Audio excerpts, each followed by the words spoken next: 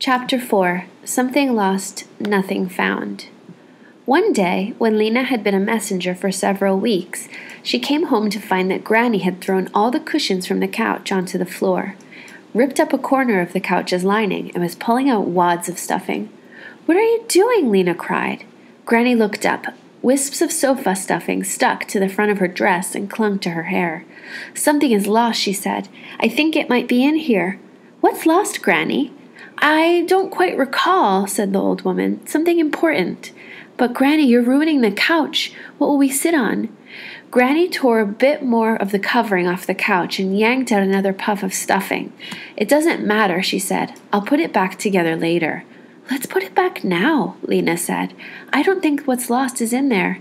"You don't know," said Granny darkly, but she sat back on her heels looking tired. Lena began cleaning up the mess. "Where's the baby?" she asked. Granny gazed at Lena blankly.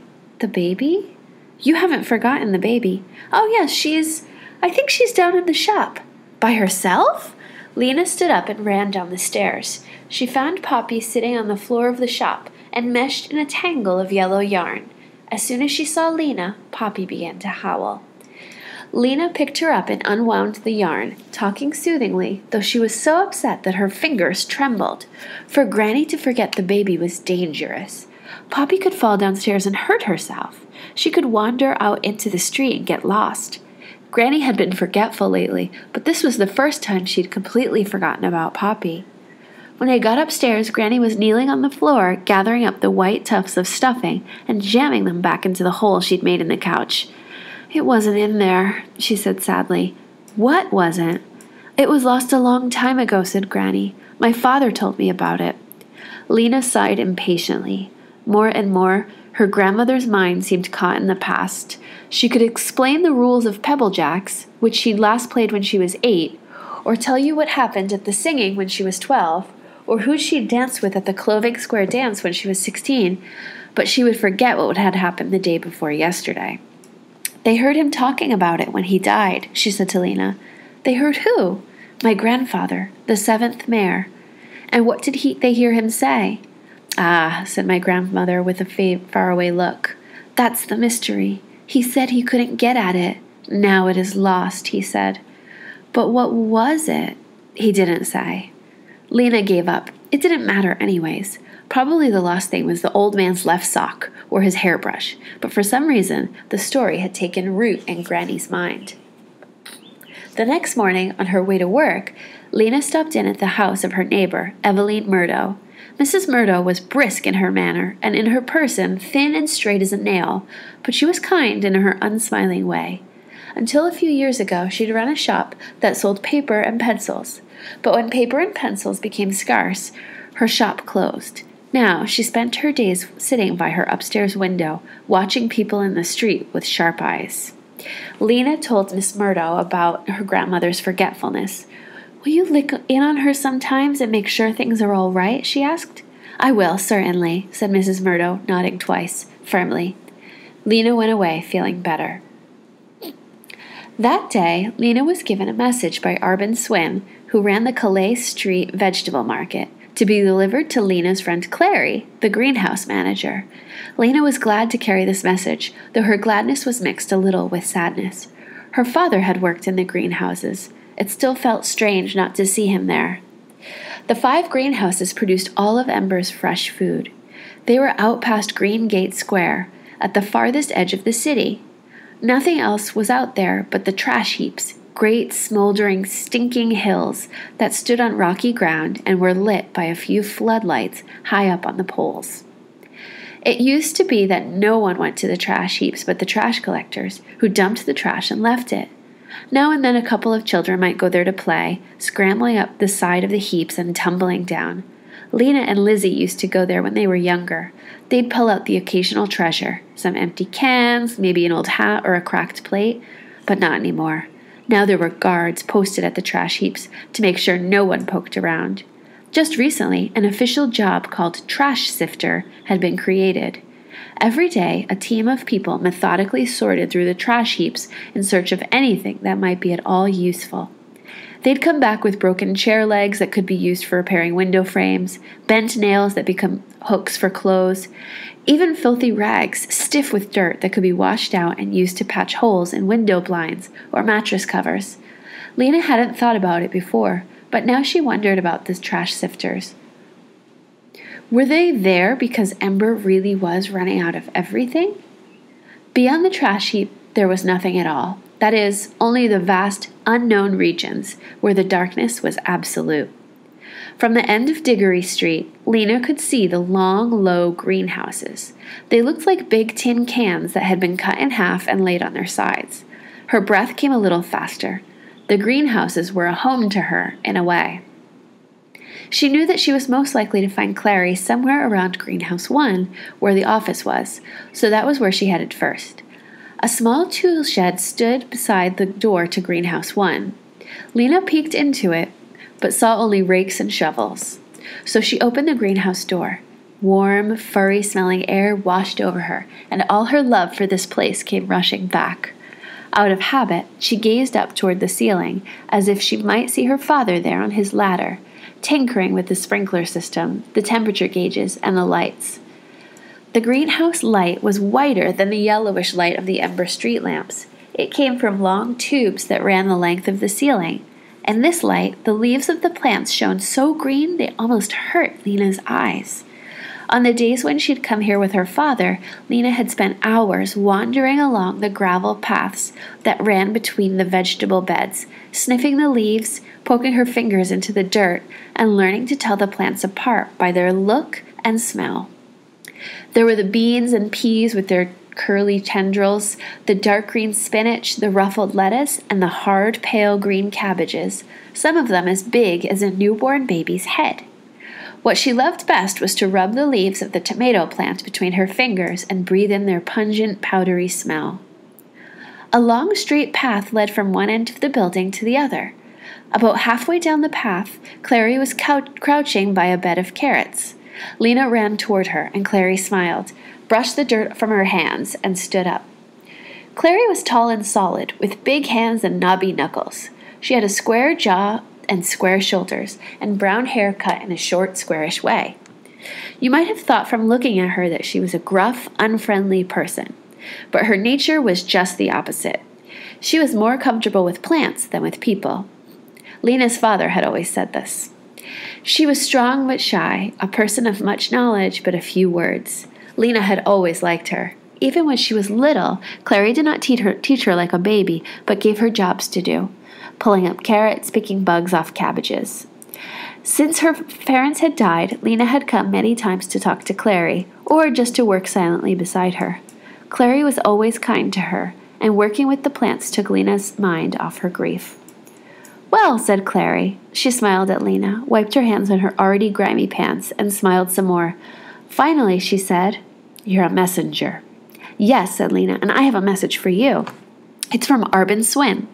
Please add 4 extra crates to my order, 2 of potatoes and 2 of cabbages." Clary frowned. "I can't do that," she said. "At least I can send him the cabbages, but only 1 small crate of potatoes." "Why?" asked Lena. "Well, we sort of have a problem with the potatoes." "What is it?" asked Lena. Clary had a habit of answering questions in the briefest possible way. You had to keep asking and asking before she would believe you really wanted to know and weren't just being polite. Then she would explain, and you could see how much she knew and how much she loved her work. "I'll show you," she said. She led the way to a bed where the green leaves were spotted with black. "A new disease. I haven't seen it before. When you dig up the potatoes, they're runny inside instead of hard, and they stink. I'm going to have to throw out all the ones in this bed. There are only a few beds left that aren't infected." Most people in Ember had potatoes at every meal. Mashed, boiled, stewed, roasted. They had fried potatoes, too, in the days before the cooking oil ran out. "I'd hate it if we couldn't have potatoes anymore," Lena said. "I would too," said Clary. They sat on the edge of the potato bed and talked for a while, about Lena's grandmother and the baby, about the trouble Clary was having with the beehives, and about the greenhouse sprinkler system. "It hasn't worked right since—" Clary hesitated and glanced sideways at Lena. "For a long time," she said. She didn't want to say, "since your father died." Lena understood that. She stood up. "I should go," she said. "I have to take Arbin Swim the answer to his message." "I hope you'll come again," said Clary. "You can come whenever. You can come any time." Lena said thank you and turned to go. But just outside the greenhouse door, she heard running footsteps and a strange, high, sobbing sound. Or rather, she heard sobs, and then a wail, sobs, and then a shout, and then more sobs getting louder. She looked back toward the rear of the greenhouse as toward the trash heaps. "Clary?" she called. "There's something—" Clary came out and listened too. "Do you hear it?" "Yes," said Clary. She frowned. "I'm afraid it's someone who—" She peered toward the crying noise. "Yes, here he comes." Her strong hand gripped Lena's shoulder for a moment. "You'd better go," she said. "I'll take care of this." "But what is it?" "Never mind. Just go on." But Lena wanted to see. Once Clary had walked away, she ducked behind the tool shed. From there, she watched. The noise came closer. Out beyond the trash heaps, a figure appeared. It was a man, running and stumbling, his arms flopping. He looked as if he was about to fall over, as if he could hardly pick up his feet. In fact, as he did come closer, he did fall. He tripped over a hose and crumpled to the ground as if his bones had dissolved. Clary stooped down and said something to him in a voice too low for Lena to hear. The man was panting. When he turned over and sat up, Lena saw his face was scratched and his eyes wide open in fright. His sobs had turned to hiccups. She recognized him. It was Saj Merrill, one of the clerks in the supply depot. He was a quiet, long-faced man who always looked worried. Clary helped him to his feet. The two of them came slowly toward the greenhouse, and as they got closer, Lena could hear what the man was saying. He spoke very fast in a weak, trembly voice, hardly stopping for breath. "Was sure I could do it. I said to myself, just one step after another. That's all, one step after another. I knew it would be dark. Who doesn't know that? But I thought, well, the dark can't hurt you. I'll just keep going. I thought—" He stumbled and sagged against Clary. "Careful," Clary said. They reached the door of the greenhouse, and Clary struggled to open it. Without thinking, Lena darted out from behind the tool shed and opened it for her. Clary shot her a quick frown, but said nothing. Saj didn't stop talking. "But then, the farther back into the dark it was, and you just can't keep walking into black dark, can you? It's like a wall in front of you. I kept turning around to look at the lights of the city, because that's all there was to see, and then I'd say to myself, don't look back, keep moving. But I kept tripping and falling. The ground is rough out there. I scraped my hands." He held up one hand and stared at the red scratches on it, which oozed drops of blood. They got him into Clary's office and sat him down in her chair. He rambled on. "Be brave," I said to myself. I kept going and going, but then all of a sudden I thought anything could be out here. There could be a pit 1,000 feet deep right in front of me. There could be something that bites. I've heard stories. Rats as big as garbage bins. And I had to get out of there. So I turned around and I ran. "Never mind," said Clary. "You're all right now. Lena, get him some water." Lena found a cup and filled it from the sink in the corner. Saj took it with a shaking hand and drank it down. "What were you looking for?" Lena asked. She knew what she would have been looking for if she had gone out there. She'd thought about it countless times. Saj stared at her. He seemed to have to puzzle over her question. Finally, he said, "I was looking for something that could help us." "What would it be?" "I don't know. Like a stairway that leads somewhere, maybe. Or a building full of, I don't know, useful things." "But you didn't find anything? Or see anything?" Lena asked, disappointed. Nothing. There's nothing out there." His voice became a shout, and his eyes looked wild again. "Or if there is, we can never get to it. Never. Not without a light." He took a long, shaky breath. For a while, he stood at the floor. Then he stood up. "I think I'm all right now. I'll be going." With uncertain steps, he went down the path and out the door. "Well," said Clary, "I'm sorry that happened while you were here. I was afraid you might be scared. That's why I told you to go." But Lena was full of questions, not fear. She had heard tales of people who tried to go out into the unknown regions. She had thought about it herself. In fact, she'd wondered the same things as Saj. She had imagined making her way out into the dark and coming to a wall, in which she would find the door to a tunnel, and at the end of the tunnel would be the other city, the city of light she had dreamed about. All it would take was the courage to walk away from Ember and into the darkness, and then to keep going. It might have been possible if you could carry a light to show the way, but in Ember there was no such thing as a light you could carry with you. Outside lights were fixed to their poles or to the roofs of houses. Inside lights were set into the ceiling or had cords that need to be plugged in. Over the course of Ember's history, various clever people had tried to invent a movable light, but all of them had failed.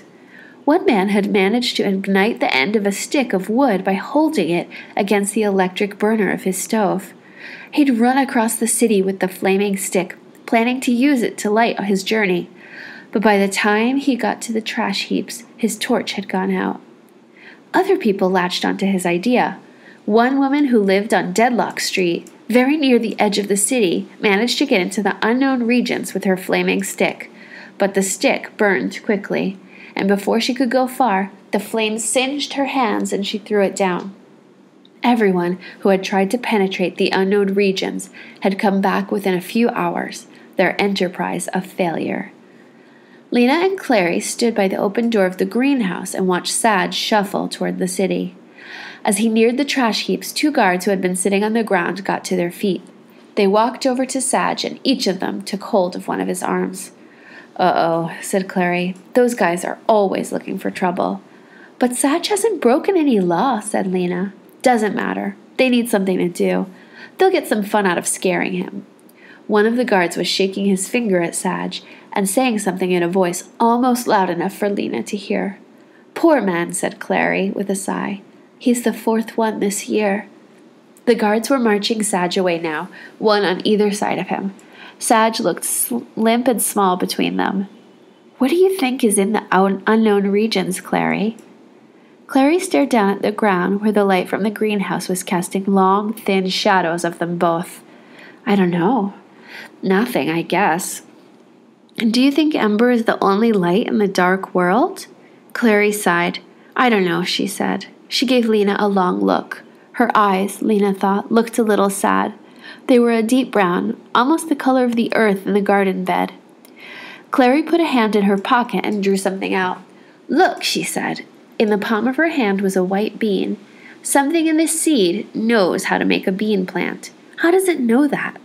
"I don't know," said Lena, staring at the hard, flat bean. "It knows because it has life in it," said Clary. "But where does life come from? What is life?" Lena could see that words were welling up in Clary now. Her eyes were bright. Her cheeks were rosy. "Take a lamp, for instance. When you plug it in, it comes alive in a way. It lights up. That's because it's connected to a wire that's connected to a generator, which is making electricity, though don't ask me how. But a bean seed isn't connected to anything. Neither are people. We don't have plugs and wires that connect us to generators. What makes living things go is inside them somehow." Her dark eyebrows drew together over her eyes. "What I mean is," she said finally, "something is going on that we don't understand. They say the builders made the city. But who made the builders? Who made us? I think the answer must be somewhere outside of Ember. In the unknown regions? Maybe. Maybe not. I don't know." She brushed her hands together in a time to get back to work way. "Clary," said Lena quickly, "here's what I think." Her heart sped up. She hadn't told this to anyone before. "In my mind, I see another city." Lena watched to see if Clary was going to laugh at her or smile in that overly kind way. She didn't, so Lena went on. "It isn't like Ember. It's white and gleaming. The buildings are tall and sort of sparkle. Everything is bright. Not just inside the buildings, but all around them, too. Even up in the sky. I know it's just my imagination, but it feels real. I think it is real." Clary said, "Huh." Then she said, "Where would such a city be?" "That's what I don't know, or how to get to it. I keep thinking there's a door somewhere, maybe out in the unknown regions, a door that leads out of Ember, and behind the door is a road." Clary just shrugged her shoulders. "I don't know," she said. "I have to get back to work, but here, take this." She handed Lena the bean seed, took a little pot from the shelf, scooped some dirt into it, and handed the pot to Lena, too. "Stick the bean in here and water it every day," she said. "It looks like nothing, like a little white stone, but inside it there's life. That must be sort of a clue, don't you think? If we could just figure it out." Lena took the seed in the pot. "Thank you," she said. She wanted to give Clary a hug, but didn't, in case it would embarrass her. Instead, she just said goodbye and raced back toward the city.